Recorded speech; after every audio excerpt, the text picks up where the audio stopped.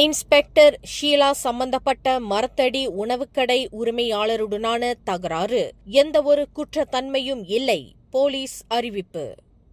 சமூக ஊடகங்களில் நேற்று வைரலான காணொலியில் இன்ஸ்பெக்டர் ஷீலா சம்பந்தப்பட்ட மரத்தடி உணவுக்கடை உரிமையாளருடன் ஏற்பட்ட வாக்குவாதம் மற்றும் சலசலப்பு தொடர்பில் எந்தவொரு குற்றத்தன்மையும் இல்லை என்பதில் போலீஸ் துறை மனநிறைவு கொள்வதாக கோலாலம்பூர் போலீஸ் தலைவர் டத்து ஃபடில் மாசஸ் இன்று அறிவித்துள்ளார். கோலாலம்பூர் டங்வாங்கி போலீஸ் நிலையத்தின் அருகில் உள்ள மரத்தடி உணவக கடைக்காரர் ஒருவர் தன்னிடம் நடந்து கொண்ட முறை குறித்து இன்ஸ்பெக்டர் ஷீலா அந்த நபருக்கு எதிராக கடந்த 13ஆம் தேதி போலீஸ் புகார் அளித்திருந்தார்.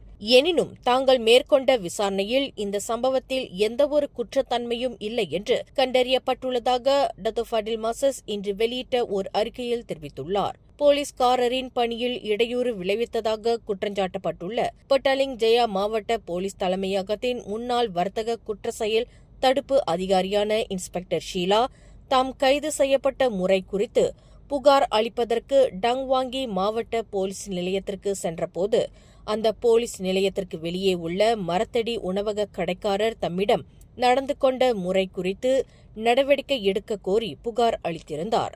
இச்சம்பவத்தில் இன்ஸ்பெக்டர் ஷீலாவிற்கும் அந்த கடைக்காரருக்கும் இடையில் கடும் வாக்குவாதம் ஏற்பட்டு அந்த கடைக்காரர் நாற்காலி போன்ற ஏதோ ஒரு பொருளை தூக்கி ஷீலா மீது வீசுவதைப் போல காட்டும் 43 வினாடிகள் ஓடக்கூடிய காணொலி சமூக வலைதளங்களில் வைரலானது.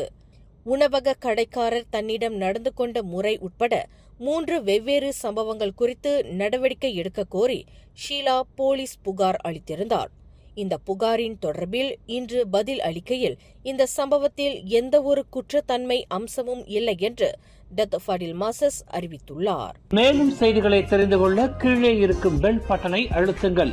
உங்கள் மகிழ்ச்சியை வெளிப்படுத்த லைக் மற்றும் ஷேர் செய்யுங்கள். தொடர்ந்து திசைகளோடு இணைந்திருக்க சப்ஸ்கிரைப் செய்யுங்கள்.